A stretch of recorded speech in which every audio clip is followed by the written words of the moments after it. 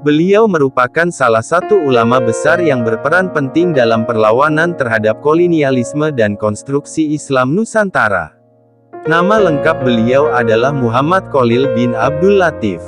Beliau lahir pada tanggal 27 Januari tahun 1820 Masehi, di Desa Lagundi Kecamatan Ujung Piring, Bangkalan. Beliau berasal dari keluarga ulama. Ayahnya bernama KH Abdul Latif yang mempunyai garis keturunan dengan Sunan Gunung Jati. Masa kecil hingga remajanya, Kiai Khalil menghabiskannya dengan menuntut ilmu, khususnya ilmu fiqh dan nahwu. Hal ini tercermin dari kemampuannya untuk menghafalkan 1002 bait nazam Alfiyah Ibnu Malik. Beliau juga telah mampu membaca Al-Quran dengan metode qiraat sab'ah. Sebelum merantau untuk belajar di luar Pulau Madura, Kiai Khalil lebih dulu berguru ke Tuan Guru Dawuh yang lebih dikenal dengan nama Bujuk Dawuh, di Desa Malajeh, Bangkalan.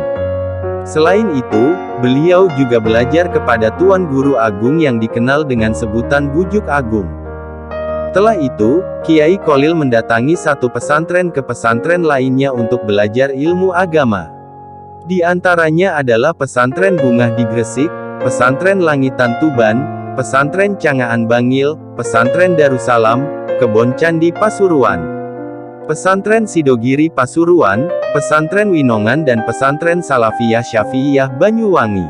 Dengan demikian, Kiai Khalil telah memperkuat jaringan keilmuannya dengan beberapa pesantren di Jawa dan Madura sekaligus sebagai seorang santri. Setelah itu, beliau menikah pada usia 24 tahun dengan Nyai Asyik yang merupakan putri dari Lodra Putih. Hasil dari pernikahan ini, beliau dikaruniai 2 orang anak yang kemudian diberi nama Muhammad Imron dan Rohmah. Beliau pun kemudian menikah untuk kedua kalinya dengan Nyai Misi dan dikarunia seorang anak perempuan bernama Asma. Sementara itu, proses perjalanan pendidikan Kiai Khalil dilanjutkan tak lama setelah beliau menikah. Saat itu, beliau memutuskan untuk belajar ke Makkah. Beliau belajar kepada Syekh Nawawi Al-Bantani di Makkah. Dia dikenal sebagai seorang pelajar yang tekun. Selama menuntut ilmu, Kiai Khalil memiliki kebiasaan istimewa yakni menggunakan bajunya sebagai kertas untuk menulis semua pelajaran yang beliau dapatkan dari guru-gurunya. Maka tak heran jika semua baju yang beliau punya hanya berwarna putih. Saat beliau sudah berhasil menghafalkan semua catatan itu di luar kepala, maka beliau baru bisa mencuci bajunya dan memakainya kembali.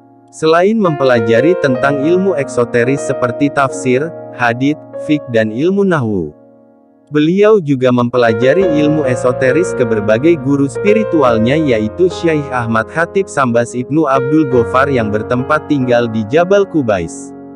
Melalui Syekh Ahmad inilah ajaran Thariqah Qadariyah wa Naqsyabandiyah sampai kepada beliau, meskipun biasanya kedua jenis tarekat ini justru dipelajari secara terpisah.